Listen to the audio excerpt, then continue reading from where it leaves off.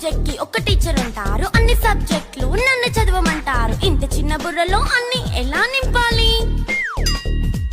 Class work, home work, fair notes అంటారు. Subject కి 3 books పెట్టి బ్యాగ్ నింపుతారు. ఇన్ఫాక్ట్ నా బరువు కన్నా నా బ్యాగ్ బరువే ఎక్కువ.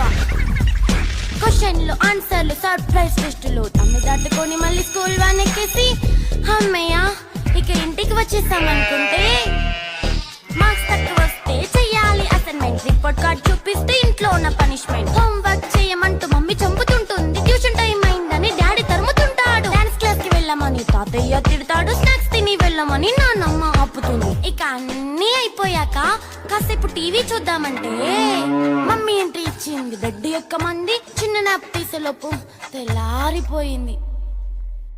అయ్యో మళ్ళీ మొదలు ఈ స్కూల్ కష్టాలు.